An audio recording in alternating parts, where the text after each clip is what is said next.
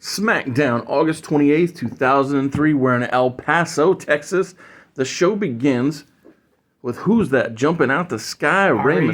Exactly, Rey Mysterio. He's here. We start with him because he wants to announce to the El Paso crowd that still the Alpha Entertainment Worldwide Intercontinental Champion, Eddie Guerrero. Exactly. He comes out and gets a hero's welcome. Latino Heat, when he enters the ring, Ray hands him the microphone, but before Eddie can say anything, or, anything else can happen, John Bradshaw Layfield and the Layfield League of Champions, they interrupt, and John is super mad because he thought he had a foolproof plan to not only get Goldberg out of the chamber, but get the title around his waist. And so El Paso booing Jake out of the building.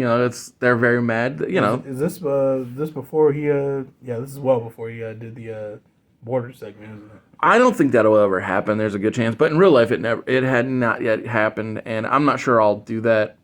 But it all just depends. Probably for the best, to be fair. But again, within the context of the wrestling story, John is already vile and trying to cheat his way to a championship. Really the worst of the worst. And while Ray and Eddie didn't speak, neither have any of the LLC because they are making their way out to the ring. But Stephanie pops up on the Tron and says, "Not tonight, not again. I'm tired of everything getting chaotic and out of control." She says, "Billy Kidman, you will be facing Rey Mysterio in an Excellence Initiative match.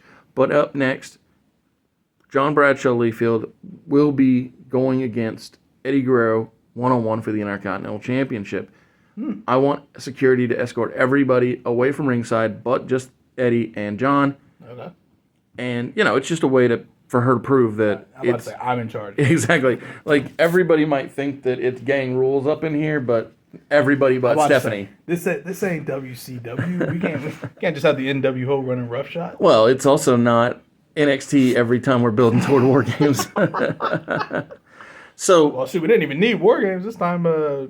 Ricky Saints, almost said stars. Ricky Saints and Ethan Page have been just brawling all over the place. And exactly. I was just saying, that's such it's such a common trope as all it is. And same with AEW and Blood and Guts. Right. I forgot about it's that. It's just so, it's like, I wonder what we're setting up for. Hey, to be fair, it's good fun. Oh, yeah, I'm not mad at it. It's just amusing. Right.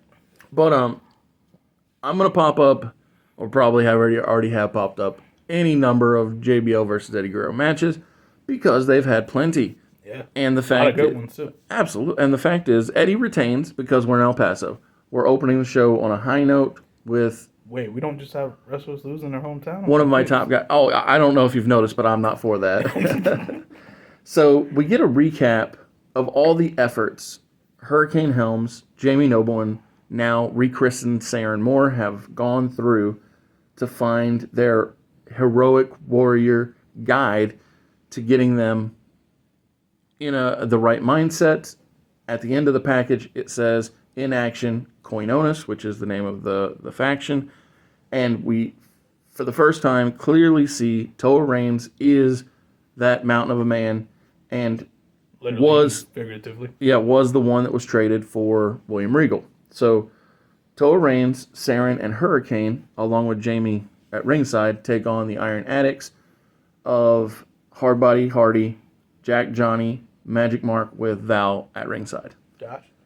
And so, no, correction. It's actually 4-on-4. There's no reason to make it. There's no reason to make it. I mean, I thought you were making a trio just to establish who the trio was of the group. Well, for the titles. I could have, but I decided it's 4. It's 4. Let's just do it. Let's just get everybody in there. I like it. Exactly. Listen, I'm all for a multi-man match. Saren wins the match. Okay. To prove that Shannon is no more and that this new, more confident, mask-wearing version is where it's at. And he's got the Mortal Kombat mask. Exactly, that Mortal Kombat style mask. After Saren wins, Taz and Cole say, "What do you mean gang warfare?" Like, you're getting word in their headset. And then we see the cameras cut to the back, and that same chaotic nature that was going on Sunday at SummerSlam between the LLC and the NPAA is continuing.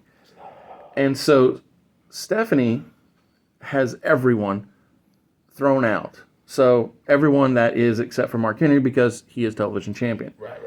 And as this is happening, while security is escorting out Danny Holiday, Doug Basham, Orlando Jordan, Maven Huffman, Farouk, Roddy Mack, all of them, everybody getting taken out, coming in through the back door, adjacent from the big like garage door looking thing that the whole game's being pushed out through, comes the undisputed champion Brock Lesnar and Paul Heyman. Ooh.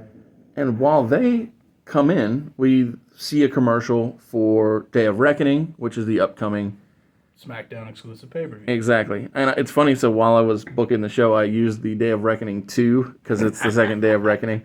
And so I was like, that's fun to use that logo. Thank you for being here at Mr. Super Oz. This video is going out, and this channel only exists because I, Oz, founded Gamble Comics, which first release was Everlasting Survivors, a 68-page graphic novel called All Day Long, available now. Follow the link in the description that will take you to gamblecomics.com. While there you can get hats, shirts, posters, much, much more, but most importantly, the story itself. I remember it being a good logo too. So I thought those games were fun for the GameCube. I have such fondness for the GameCube. It probably isn't nearly as good as I remember it being, because that's the luxury of memory, is it can be deceptive. The nostalgia definitely runs hard. I will say though, while graphically it's nowhere near our games of today, I feel like the GameCube would still hold up in today's environment. That's sweet. Gameplay wise, anyway. So when we return, the remaining members of the best first generation, Booker T and Scott Steiner, they come out and they welcome Lance Storm into the group for the first time officially. So Scott was at SummerSlam. He was on the side of Lance when he was taking on Test. Right. But he didn't cheat to help him win. He was just there in moral support and walked out with him. And, Booker's always had an eye out for the talent of Lance Storm. Indeed. But as you may have noticed, I'm not big on setting up promos for my matches necessarily. I think actions sometimes speak louder than words. Very valid. And so as these three are visually aligned, they don't really set any parameters for what their goals are, because out comes the Tornado, or the Team Extreme Tornado champions of Nunzio, Sylvan, and Dupree. And Nunzio literally lays down the challenge to Lance. He says that you three think you're the best first generation. Well, it doesn't matter what generation we're from. We're the champions, so we're on top. And so, Nunzio. With that, Nunzio takes on Lance, and Lance wins because, again, we're establishing BFG are important. So it's a one-on-one. It's a one-on-one, yeah. Gotcha. So, because of all of the shenanigans from Sunday at SummerSlam, Goldberg is seen at home working out. I think there's been at least one, if not more than one, documentary that highlighted Goldberg's gym in his garage. Yeah. And so, he's hitting the heavy bag. He's angry. We cut in tight on his face. And he stops going at the workout, smiles, and says, Layfield League of Champions, you cost me at the Elimination Chamber, and then just says, you're all next. Yeah. So, you got there. Yeah. Rey Mysterio versus Billy Kidman. We see the winner, or if Rey wins, he receives a championship match. Right. Is the semi-main event of the show. And the reason for that is, as you know, Rey and Billy have had an innumerable amount of matches, and they're all fairly spectacular because they're both great, excellent wrestlers. Indeed. And I put this on before the main event because Rey does win and earn himself a title shot. Woo. But I don't know. I don't know if you've done the math, Josiah, or maybe you did notice. I don't know. We'll find out. But I'll let you know. there has not been one bad guy that won tonight. I did piece that together. So yeah. every good guy had a good showing here on this SmackDown. Well, there's a very important reason for that.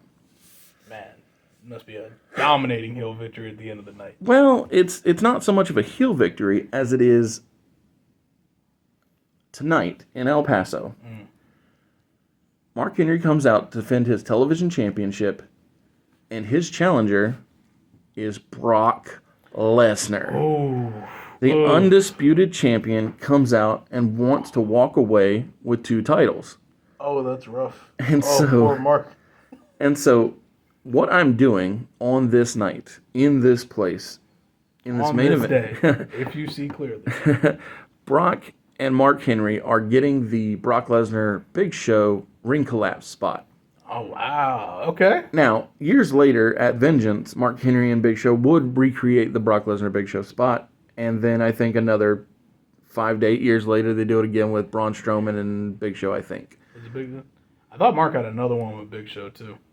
Well, no, they were. I don't think they their were, match finished. Yeah, they were the second one. So it was Big Show Okay. Brock, then Big Show Mark, and then it was Big Show and Braun. Yeah. So they've done it 3 Okay. times in 15, 20 years. I'm about to say, they were very well spaced apart, so I'm not mad at it. Yeah, but this is the first and possibly only time we do it here. We'll find out. I mean, I'm not going to do it. So. I don't even think I have guys big enough to do it now that I'm thinking about it. I got Kane. Yeah, but even he's not that heavy. He's pretty lean at times. Yeah, I'm about to say, but especially this point in time, I think yeah. you're right. He's Oh, yeah. lean. 0203 was some of his best physical times. Indeed. But like I said, the reason I had nothing but good guys and nothing but quality things happening outside of a few moments of chaos is because I knew that I was going to have a non-finish in the main event. Of course.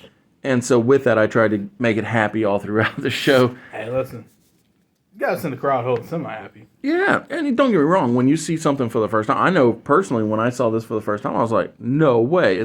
For the longest time, I thought it was real. For sure. Like, even Big Show was like, oh, yeah, no, that was real. Yeah. Like, lying in my face. Very believable with the execution. Exactly. And the referee selling it in his Oh my physical God. presence, it was like... I still watch that referee bounce out of the ring to this day. Yeah. So, like I said, that's what is going on. That's why we open with babyface victory. It's why the semi-main's babyface victory is because there is no victory to close out the show.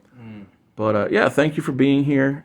Absolutely. I'm amazed that, not that I'm saying anything that we don't already know, but I'm amazed that we've never missed an AEW show because, life just tends to get in the way, but we always try and make it happen. Hey, that's why we're the best.